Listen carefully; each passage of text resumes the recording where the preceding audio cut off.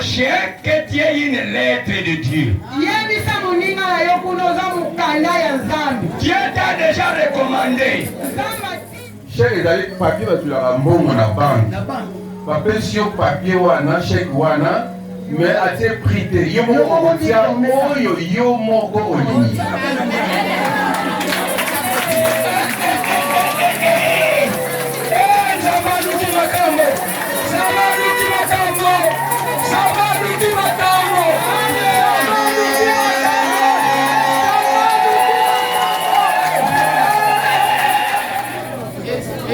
Babengi wana makasi?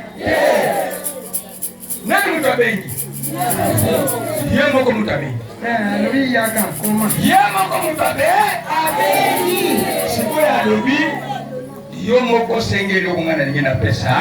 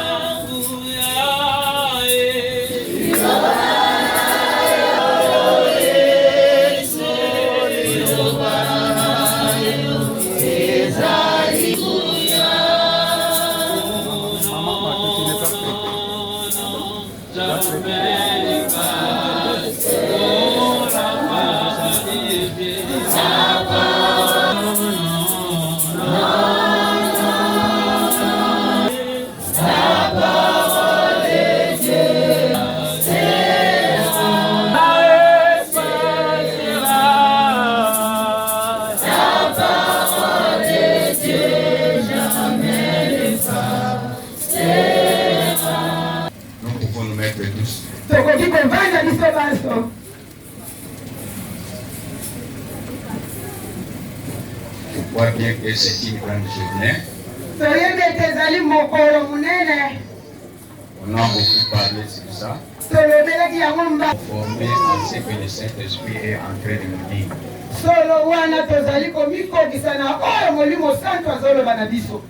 Parce qu'il est venu pour nous conduire dans la vérité tout entière. Pour nous instruire. Pour nous éduquer. Pour nous corriger. Pour nous enseigner. Pour nous équiper. Afin que nous soyons capables pour les bonnes œuvres qui nous attendent dès la fondation de ce monde.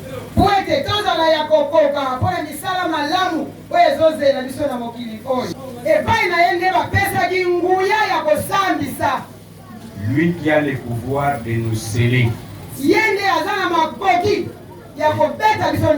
et nous donner les visas et les passeports pour entrer dans le royaume de Dieu. Vous ne verrez plus Jésus dans la chair agir à travers une personne humaine,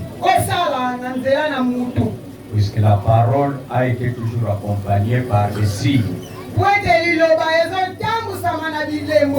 Il y a des prodiges, il y a des manifestations du don du Saint-Esprit. Et le Saint-Esprit lui-même distribue à celui qui le fait. Annoncer pour nos nouvelles, ce n'est pas une chose facile. Si Satan aime la bonne nouvelle, là c'est à travers ceux qui sont ses serviteurs. Il ne peut pas te permettre d'annoncer la bonne nouvelle. Ce qui veut dire bonne nouvelle, voir les gens voir clair. Ils ne soient plus aveugles. Et des gens qui sont en bonne santé, qui entendent bien, qui parlent bien, qui agissent bien. Mais Satan aime là où il y a des désordres, les gens qui ne comprennent pas la parole. Là, ce sont ses disciples. Je ne crois pas que tu seras toujours esclave. Dieu t'a créé à son image. à sa ressemblance pour dominer sur tous les poissons de la mer, même les animaux de la forêt, même les oiseaux du ciel, même les reptiles qui portent l'image de Dieu. Si Dieu est invisible, toi aussi tu es un invisible. Ce qu'il voit à l'extérieur, ce n'est pas le propre toi. Mais le propre toi, c'est ce qui est à l'intérieur. Et pour voir ce qui se trouve à l'intérieur, il faut que Dieu vous ouvre les yeux, vous donne les yeux spirituels pour très bien voir. Alléluia. Amen. Je tiens à vous féliciter tous. Je vous félicite tous. Je vois que vous avez le désir de la parole de Dieu. Je bénis tous les protocoles. Les mamans qui sont au service de la beauté. Nos chorales. Que Dieu vous bénisse. Il vous bénisse encore. Il vous bénisse davantage. Il vous bénisse au-delà. Sois béni. Sois béni. Dieu est au contrôle de sa parole. Il a dit demandez, il vous sera donné. Parlez. Et ça prendra chair. Au commencement était la parole. Mais cette parole était avec Dieu lui-même. Et lui-même se trouvait dans la parole. Cette parole, c'est la lumière du monde. Et dans Jean 1 nous a dit à ceux qui l'ont reçu, à ceux qui ont pris à son nom, il a donné le pouvoir. Qui a un grand pouvoir. Une puissance magistrale. Parce que c'est lui qui te donne ce pouvoir-là. Il ne meurt pas. Il est partout. Il contrôle son pouvoir. Comment le pouvoir est en train de s'exécuter. C'est pourquoi il a besoin toujours de toi et de moi. Notre frère David ici se trouvait là pour me le témoigner. Il ne s'attendait pas d'être roi. Il n'avait même pas un songe, ni une vision. Il faisait un travail que beaucoup de personnes peut-être n'aiment pas. Aller nourrir des bêtes dans la savane.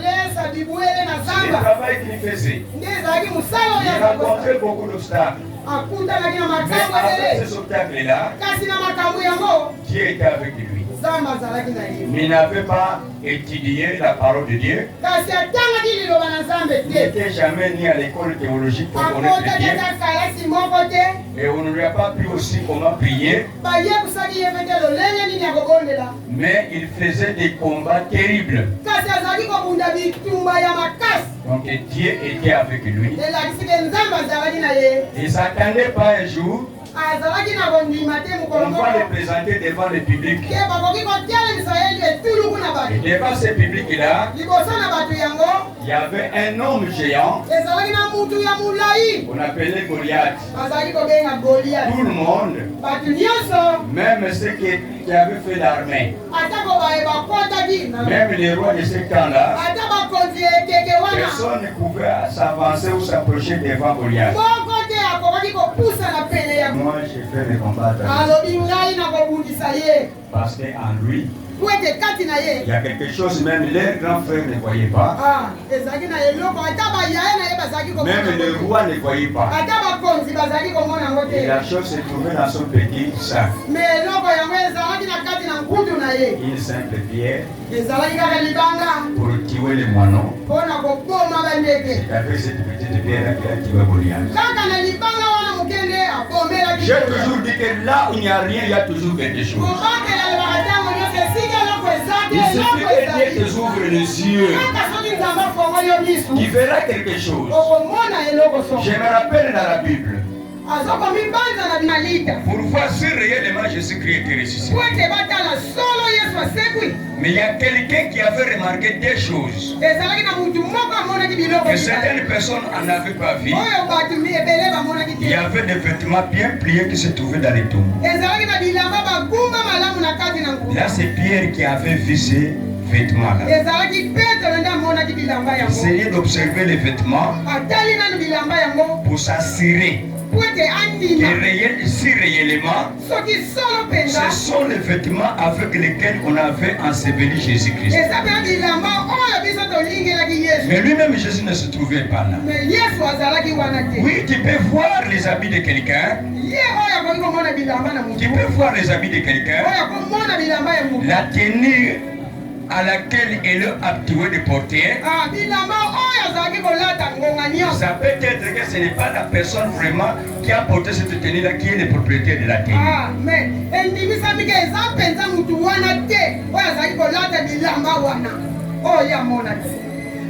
Vous n'avez pas compris. Et tu vois la tenue de la personne. Tu peux te dire que celui qui est le propriétaire de la tenue, c'est celui-là. Mais vous voulez prendre mes vêtements. Il vient ici comme Papa Philo. Oh, ce n'est pas Papa Philo. C'était une autre personne. On peut vous présenter certaines choses qui appartiennent à quelqu'un. Il ne veut pas dire que c'est la personne en fait. Je vais parler de petit Joseph. Il a été tué par ses frères. Est-ce que réellement il a été? Mais qu'est-ce que les frères avaient fait? Ce qu'ils avaient fait, on a pris les vêtements de petit Joseph, on a tué une brebis, on a mis du sang sur ces vêtements. Ils sont venus présenter les vêtements à leur père. Ils ont dit mort. Est-ce que les papas n'avaient pas vu les vêtements? Est-ce que papa ne savait pas que ces vêtements étaient réellement les vêtements de Joseph? Kosala matanga ezange bibiti. Alléluia. Kosala matanga ezange bibiti. Alléluia. Amen. Sala matanga ozomona ke bébé présent de yango. Donc mes vêtements sont mes vêtements. Mais s'il y a un autre, donc ce ne sont pas mes vêtements. Je voudrais dire ceci. Quelqu'un qui me voit ici n'ait pas confiance en moi. Confiance à celui qui est à moi.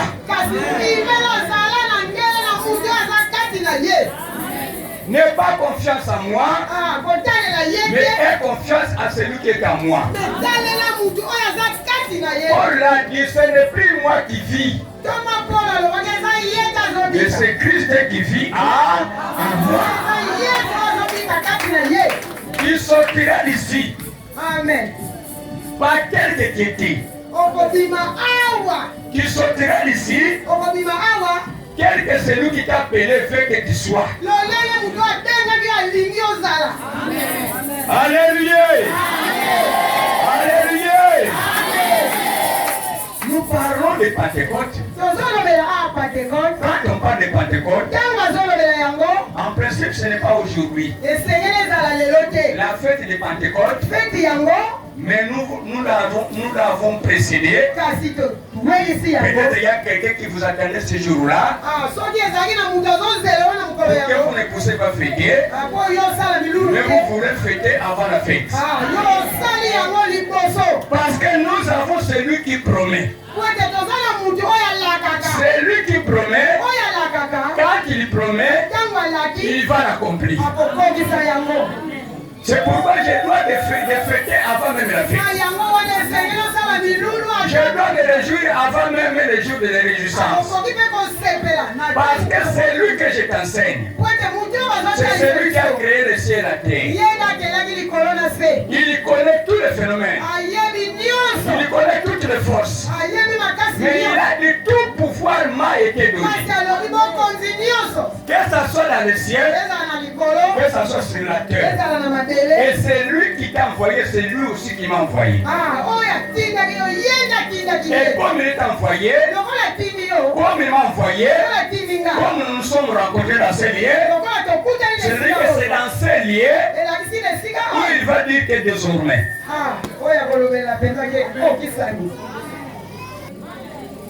Désormais. Désormais. Dis à toi. Désormais. Frère Boukassi, vous êtes là? Boukassi, dissertation des mots désormais seulement. Donnez une petite explication. Il dit seulement désormais. Désormais. Qu'est-ce qu'il veut dire?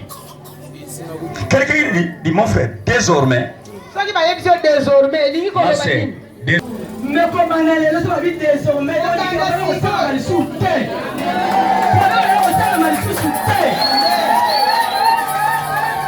Désormais, c'est quelque chose qui t'a dérangé depuis longtemps. Pour chercher la solution. Mais tu ne trouves pas la solution. Mais il y a quelqu'un qui te pose la question. De quoi tu te tourmentes? Et tu dis la chose. Tu donnes l'histoire. C'est la chose qui te dérange. Maintenant, cette personne-là a très bien écouté. Mais il veut te donner la réponse. Parce qu'il a la réponse. Il voit qu'il a la réponse. Il voit qu'il a la solution. Pour ce problème-là, afin de t'apporter la tranquillité, de t'apporter la paix, qu'est-ce qu'il va dire? Il va prononcer une parole.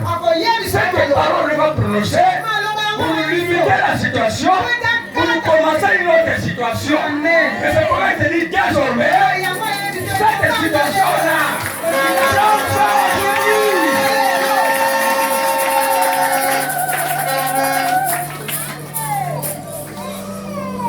désormais. Désormais. Désormais. Désormais. Regardez toutes les guérisons opérées par Jésus-Christ. Je vois Bartimée aveugle. Il est devenu sujet de raillerie des gens. Et ils ont même perdu sa valeur. L'homme qui ne commandait pas, il ne pouvait manger qu'il faut commander. Il demandait même aux petits enfants qui ne croyaient pas. Pour que même les petits enfants puissent avoir pitié de lui. Il demandait même s'il y a un fou qui passe. Même un voleur qui passe. Même un féticheur qui passe. Même un sorcier qui passe. Même un criminel qui passe. Lui n'avait besoin seulement qu'on puisse l'aider. Qu'on puisse l'aider. Il ne regardait pas la catégorie de gens. Mais dans sa tête, il y avait quelqu'un dont j'ai entendu parler. Que cette personne-là, quand il viendra, il va apporter la solution à n'importe qui. Il ne va même pas demander combien de temps tu as souffert. Il ne va même pas demander tu es de quelle famille. Il ne va pas même demander quel est le péché que tu as commis. Il lui a posé seulement la question, qu'est-ce que tu fais?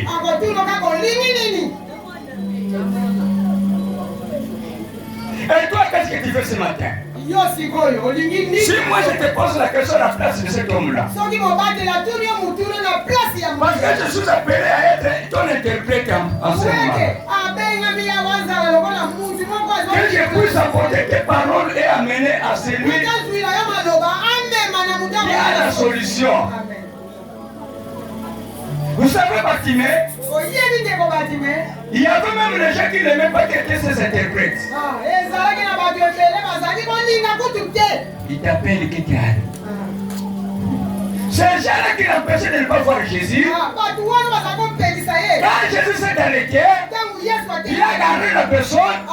Il a dit laissez-les venir. Et on est en train de nous transmettre la parole. Mais Baboya qui est mon aboulin. Amen. Alléluia. Alléluia. Un jour, tes ennemis viendront pour t'aider. Tes ennemis un jour viendront pour t'aider. Alléluia. Alléluia. Ils iront marcher pour aller acheter les poulets parce qu'il y a des mariages d'été. Ils vont se tirer au fait à cause de ton mariage. Mais il faut rencontrer la personne qui dit désormais. Il est vivant. Les acteurs ont chanté un cantique, j'ai aimé le cantique. A dit quand tu chantes. Peut-être toi tu veux te chanter. Hier, aujourd'hui, il est le même, oh éternellement, Jésus. Il est le même, hier, oh Jésus est le même, il est le même, hier, aujourd'hui, il est le même, oh éternellement, Jésus. Il est le même, il est le même.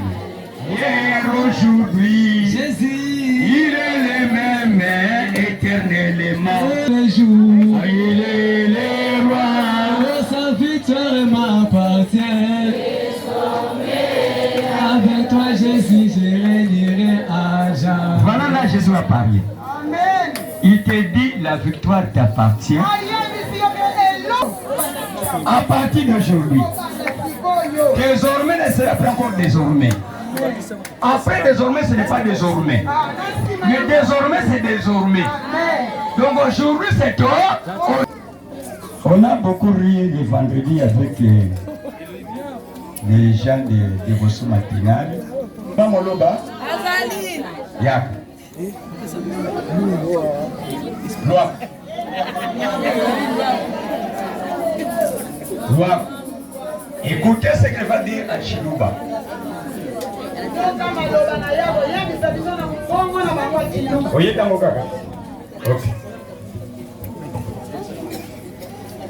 Na Chiluba elakisa malo aja kujumuka. Malo aja kujumuka. Ngokanga lelo malo aja kujumuka. Na lingala elingi koloba lelo makambo ezo changer. Alléluia. Alléluia. Alléluia. Alléluia. Apprenons un peu de Chilouba. Malou. Achi. Malou. Dieu merveilleux. Il a créé plusieurs langues. Pourquoi? Pour que nous soyons toujours riches. C'est la vérité. L'église de Jésus, c'était mosaïque. Il appelle toutes les nations. Parce qu'il n'était pas venu seulement pour Israël. Il est venu pour nous tous. Et c'est pourquoi il dit désormais il n'y a plus de discrimination.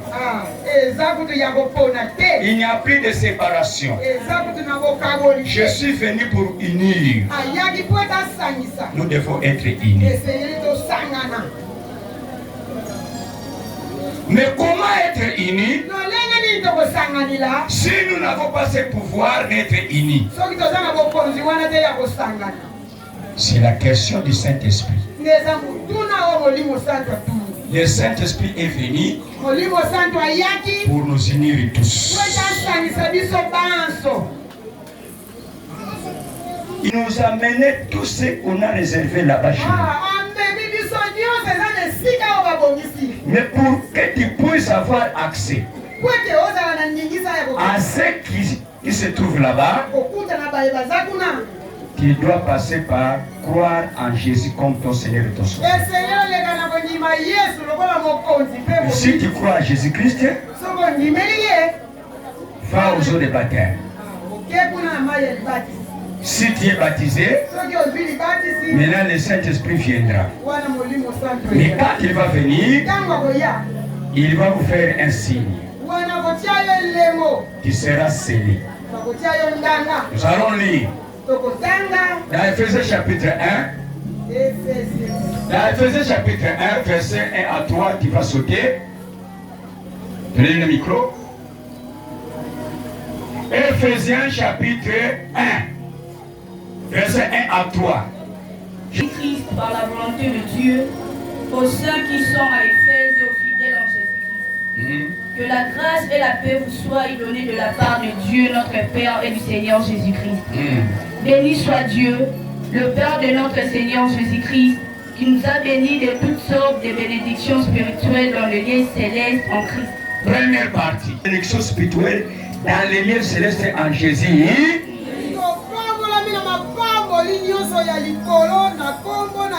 Quelle sorte de bénédiction cherche-t-il? Mais ma Bible me dit que nous sommes bénis de toutes sortes. Toutes sortes de bénédictions. Sans couleur.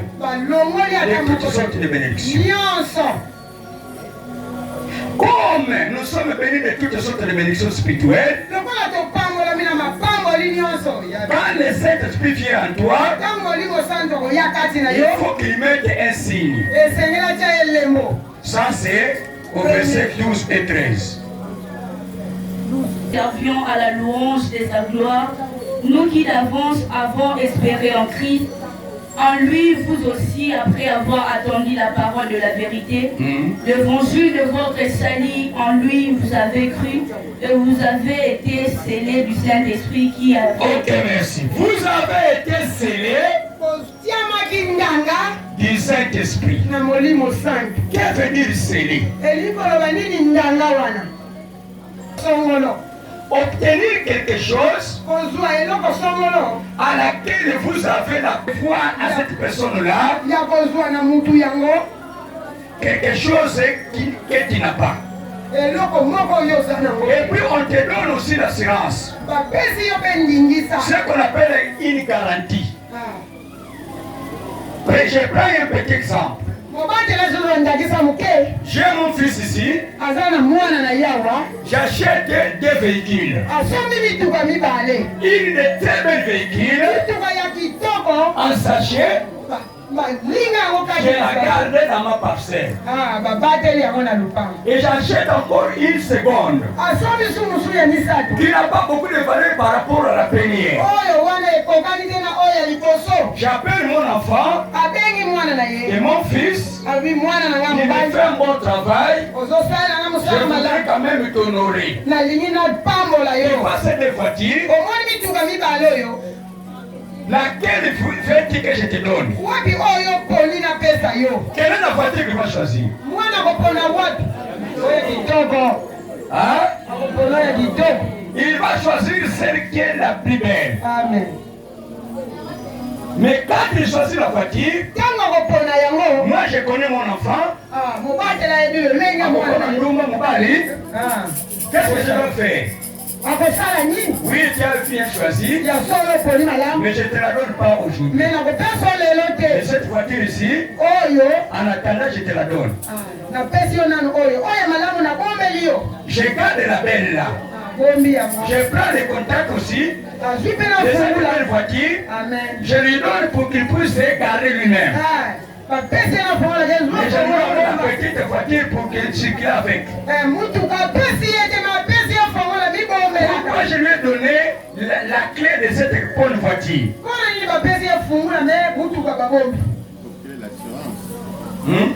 L'assurance qui est réellement.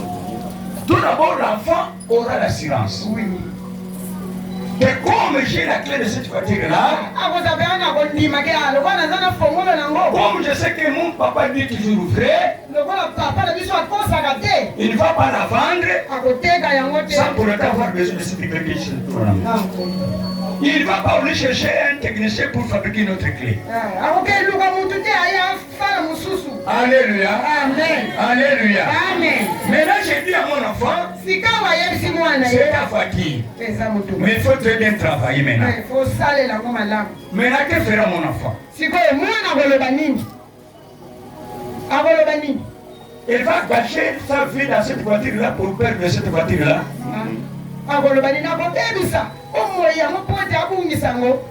Il va faire de son mieux, de bien travailler pour garder. Alléluia. Amen. C'est ce que Paul nous a dit, nous devons marcher de mieux en mieux. Amen. En travaillant toujours en œuvre du Seigneur. Sachant que votre travail n'est pas fait dans les Seigneur. 1 Corinthiens 15:58. Vous devez travailler de mieux en mieux. Parce que vous avez une bonne récompense.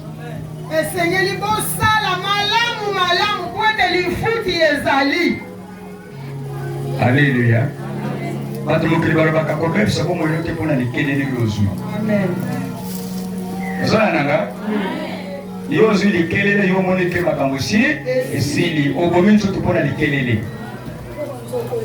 Nzoka nenzoko ezoya na sima. Alléluia. Moussounia ça. Amen. Il est vivant. Il est ressuscité. Il est vivant. Il est ressuscité. C'est tout comme M. Montando là qui était parti en Europe. Pardon, c'était Montando. Montando moko akende na mboka bapaya. Montando Mundele. Arrivé dans le restaurant. Or chez les blancs, qui doit commencer par la soupe. Une belle soupe. Vous mangez, vous voyez vraiment que ça c'est bien. Et lui ne savait pas que c'est pour préparer l'appétit. Alléluia.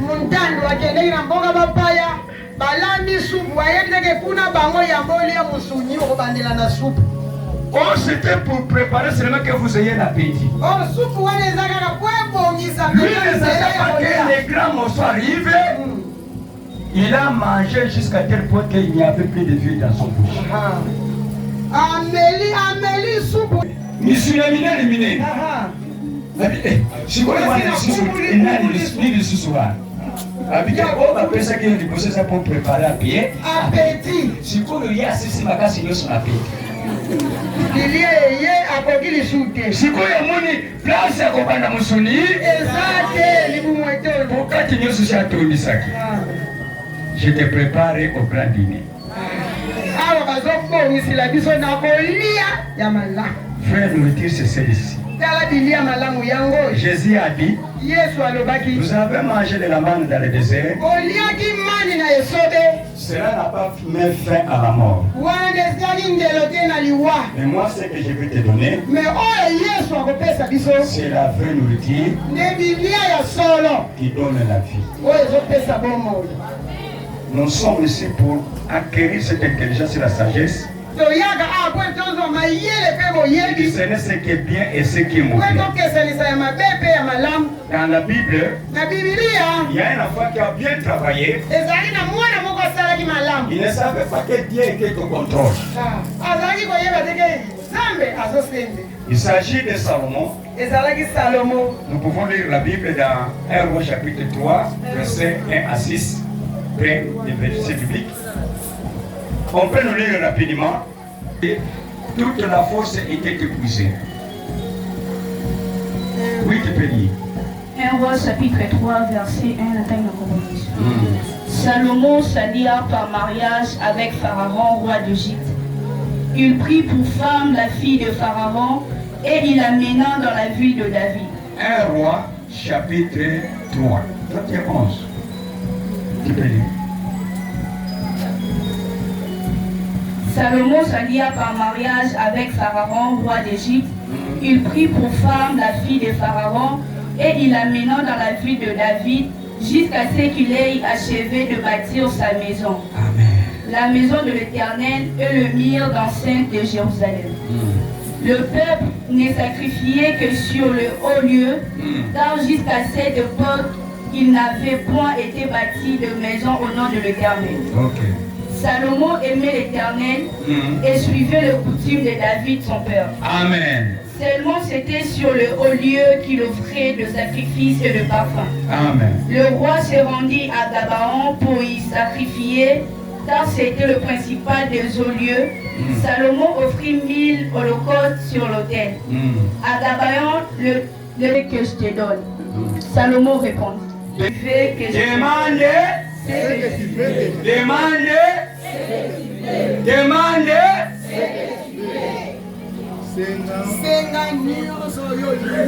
Oyo lingi. Senga nyonso oyo ulingi. Demande. Yebisa muninga nani. Abiko frère bukaka senge loko yolingo senge panasa. Odela mingi na bana. Senga. Senga. Rosalia wa. Senga. Oyoli. Tezana kumoko tenga nai. Senga oyoli. Vous savez ce qu'on appelle le chèque en blanc. Je ne sais pas si papa osait bien expliquer ce qu'on appelle le chèque en blanc. On t'a donné chèque en blanc. Chèque en blanc, surtout dans la série Mobutu. Alors ça, ceux qui alignent à ce que ça y est, appellent ce chèque en blanc. Donc, il y a un retia, chèque est allé papier, tu l'as bon na banque. Appellent ce papier wana, chèque wana, mais à tes prix, il y a un retia, il y a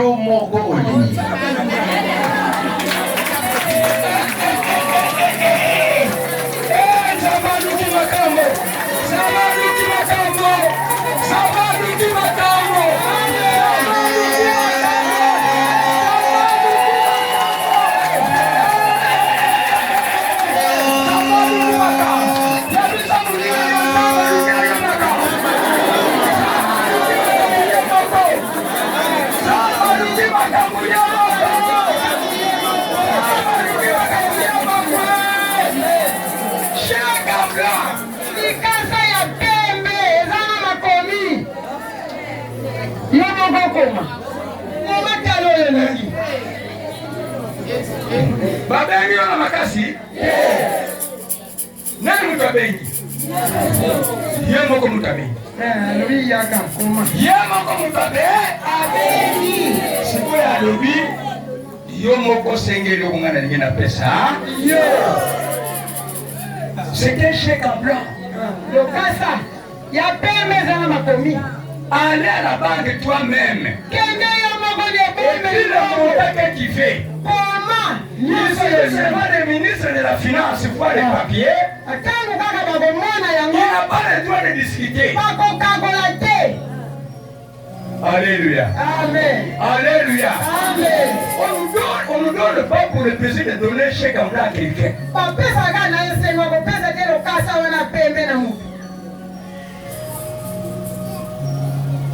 Salomon a demandé quoi?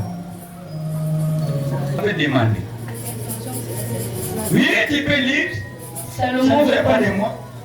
Tu as traité avec une grande bienveillance ton serviteur David, mon père, parce qu'il marchait en ta présence dans la fidélité, dans la justice et dans la droiture de cœur envers toi. Tu lui as conservé cette grande bienveillance et tu lui as donné un fils qui est assis sur son trône, comme on le voit aujourd'hui. Maintenant, Éternel mon Dieu, tu as fait régner ton serviteur à la place de David, mon père. Et moi, je ne suis qu'un jeune homme. Je n'ai point d'expérience. Ton serviteur est au milieu du peuple que tu as choisi. Peuple immense qui ne peut être ni compté ni nombré à cause de sa multitude. Accorde donc à ton serviteur un cœur intelligent pour juger ton peuple, pour discerner le bien du mal. Car qui pourrait juger ton peuple, ce peuple si nombreux? Amen. l'argent. Il n'avait pas demandé sur d'avoir beaucoup de femmes. Mais Dieu lui a donné même beaucoup de femmes. Mais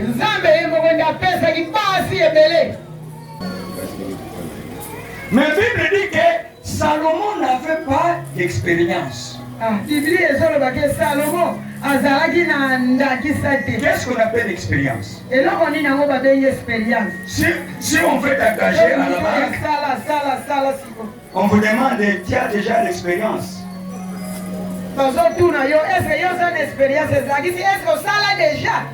Je ne sais pas s'il y a quelqu'un qui est né avec l'expérience. Zéro.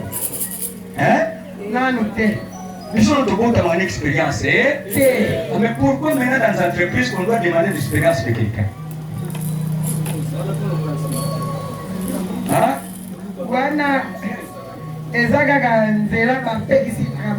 C'est une façon seulement d'empêcher les gens. Mais il y a aussi sur l'université qui n'a pas d'expérience. Si maintenant tu vas travailler où? Alléluia. Amen. Alléluia. Amen. Voilà ce qui est différent notre Dieu avec le monde. C'est Dieu qui connaît l'expérience qui se trouve en toi de naissance. Alléluia.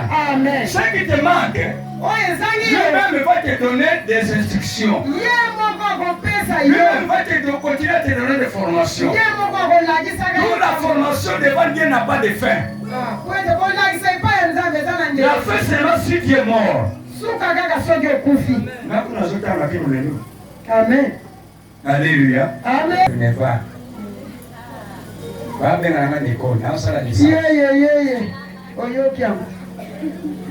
Gradué à Sala Yamon en 2005. Amen. Fallait na continuer, mais dans un camp prié, on va comme Moussous. Mais Yamouro, on a zombie sur la licence.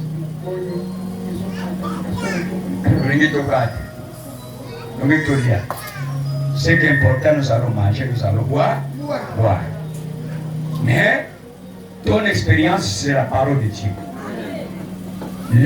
La sagesse et l'intelligence, ce sont des choses qui parleront.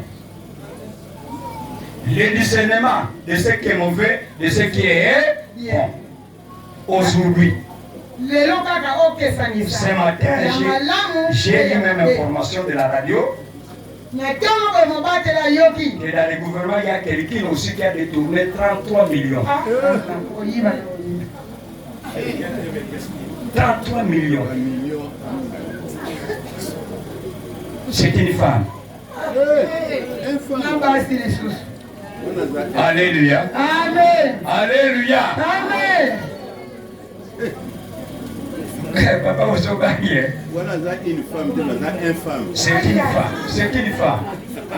Et cette femme, elle a parlé beaucoup avant d'entrer dans le gouvernement.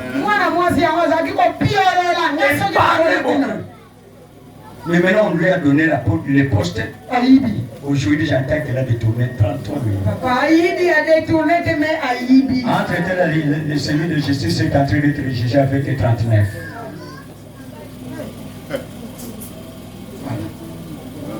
Et nous les voyons à l'église. Moi, on a ensemble à la maison mère. Vous savez la maison mère quoi? Escroc, hypocrite. À l'église, on est quelqu'un qui faut qu'on ait. Si on est à l'église, on est. Il y a un quai. Il faut se former. Alléluia. Amen. Dieu va te donner un chèque à plan. Et c'est là où on va terminer. Nous sommes avec Colossiens chapitre 3. 3 de 1 à 6. Tu vas être un chèque en blanc. Alléluia. Amen. Alléluia. Amen. Dieu lui-même va te témoigner. Amen. Dieu n'a pas besoin déjà pour témoigner. Lui-même va témoigner à ces chefs-là. 2 Corinthiens 3, verset 1 à 6. Commençons-nous de nouveau à nous recommander nous-mêmes? Ou avons-nous besoin, comme quelques-uns, des lettres de recommandation auprès de vous ou de votre part? C'est pour vous qui êtes notre lettre, écrite dans nos cœurs, connue et lue de tous les hommes. Vous êtes manifestement une lettre de Christ, écrite par notre ministère, non avec de l'encre, mais avec l'Esprit du Dieu vivant, non sur des tables de pierre, mais sur des tables de chair sur le cœur. Cette assurance-là, nous l'avons par Christ auprès de Dieu. Ce n'est pas à dire que nous soyons par nous-mêmes capables de concevoir quelque chose comme venant de nous-mêmes. Notre capacité, au contraire, vient de Dieu. Amen. On s'arrête là. De parler à des gens à qui il enseignait la parole de Dieu. Ce qui est devenu même ses disciples. Mais il y a quelqu'un qui nous recommande. Comme notre président, s'il écrit une note, il donne à quelqu'un, va à la banque, aller à la direction, soit on va te donner l'argent, soit on va t'engager. Pourquoi que cette personne-là va refuser? Parce qu'il est allé par la recommandation d'un homme placé. Personne représente celui qui a écrit. Est-ce que vous m'écoutez? Là de l'autre côté, vous écoutez? Amen. Dites à ton prochain que tu es une lettre de Dieu. Dieu t'a déjà recommandé. Tel que tu es là, tu es une lettre écrite par Dieu lui-même. Tel que tu es qu'à blanc. La place où on a malobi inter yaka.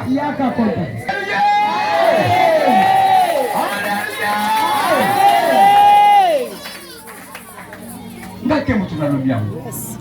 Nzambe yemoko aluki makambo. Donc on a tant usenga keloko pa na Nzambe senga na ketu. Oui, usenga ya mukiete. Senga na ketu.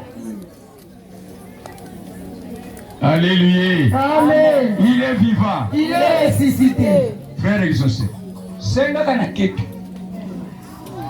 Amen. Bato batangi 1, 2, 3, 4, 5, 6, 7, 8, 2 000, 3 000, 4 000, 1 million, 2 millions, 3 milliards. Et bakoti na billion. Suka nango ba chiffre mususu. Ezate les billions qui sakakawa. Na ketu. Amen. Na ketu. Pour bino bato yoka na ketu. Boko. Bien, bien. Amen. Alléluia.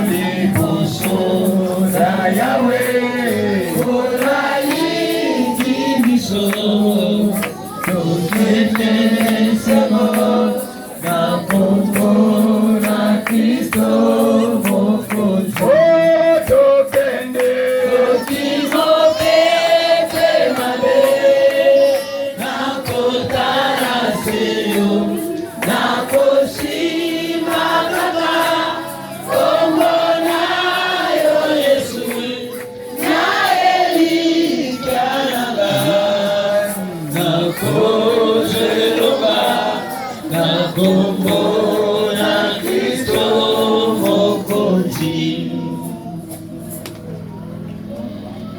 Tu vas dire à Dieu merci.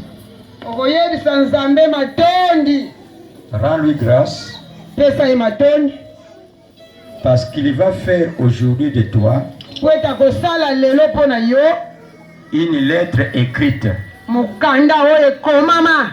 Tu n'auras plus à te recommander à des gens, okozala batindika yo na bato te, mais Dieu même va te recommander. kasi nzambe na ntongo na lelo Jésus veut dire que tu es valable. yesu alobi ke oza na ntina Tu es valable pour être béni po ete apambola yo de toutes les bénédictions spirituelles dans na l'église céleste. mapamboli nyonso na Parce que ivulu lui-même, po ete ye moko il va écrire les paroles, akokoma maloba, non pas avec l'encre du monde, akokoma yango na biki te, mais par son esprit. me na molimo na ye. Parce que le Saint-Esprit de Dieu, Po ete molimo santo na c'est lui nzambe qui a la puissance particulière dans l'église. ye naza na makoki ya bokonzi na lingomba. C'est la même magistrat même de Dieu. Ye nde mosambisi ya nzambe. Nous allons prier au Seigneur, Okobondela nkolo afin qu'il ne fasse pas une demande inutile. po ete asala yango bosenga ezanga ntina Non, te. qu'il ne fasse pas une demande inutile.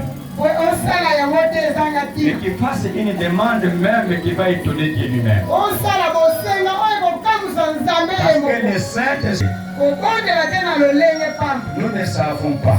Toyebi yango te. Mais le Saint-Esprit de Dieu, Kasi molimo santo na il sait nzambe fort bien les désirs de Dieu. ye nde ayebi bakosa ya nzambe. Aujourd'hui, il faut que notre vie soit scellée. Lelo esengeli bomoi na biso Que ekomama, nos corps soient scellés. banzoto na biso ekoma, Nos familles restreintes soient scellées. mabota na biso Nos ekoma, familles élargies soient scellées. mabota na biso ekomama, Même les vêtements que nous portons soient scellés. ata bilamba oyo tolataka, Même les bouchons que nous portons soient ata scellés. biloko matoi oyo tozolata, Même notre culture soit scellée. ata kololenge na biso, Même notre travail soit scellé. ata misala na biso, Même nos voyages soient scellés. ata kobemboka na biso, Même nos ministères soient scellés. ata estomo na biso. Il faut que le Saint-Esprit de Dieu Esenge molimo santo na nous nzambe ouvre cette porte-là. elinga biso Nous savons d'un homme qu'on appelle Nathanaël.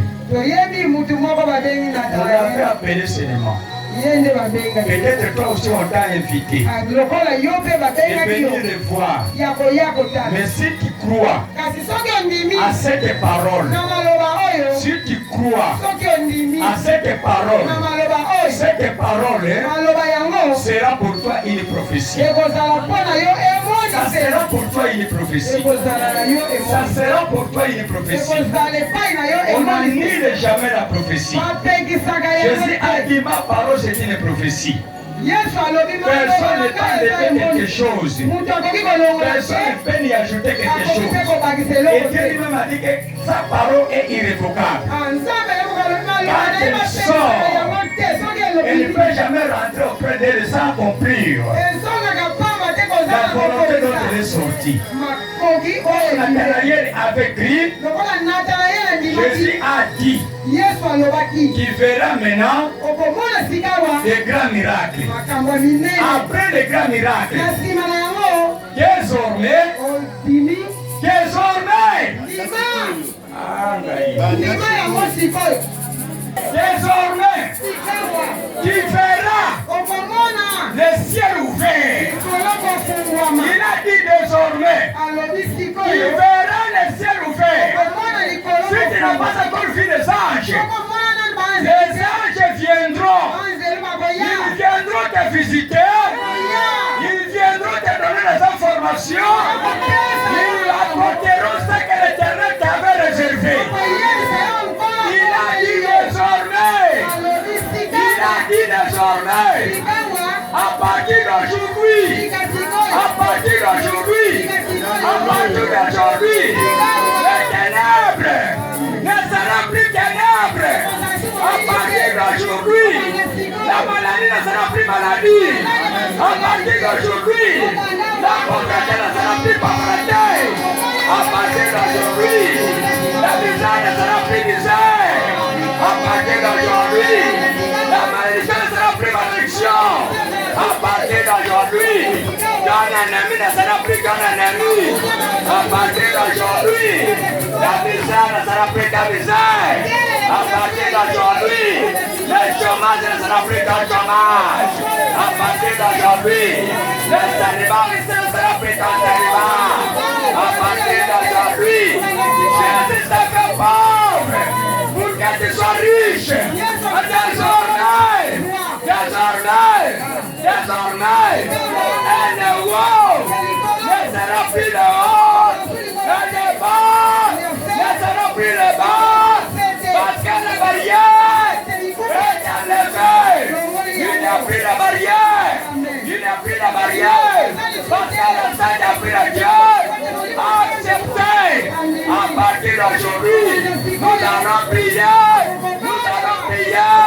de la manière que tu n'avais pas encore prié. Qu'il t'a Dieu, demande à Dieu, qu'il t'a donné l'intelligence et la sagesse pour bien gérer ce que l'Éternel te donne. Demande à l'Éternel l'intelligence et la sagesse et le monopole au Seigneur qui la donne.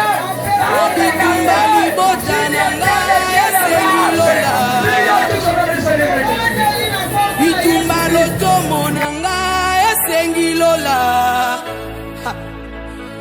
Bitumba kobota nanga esengi lola.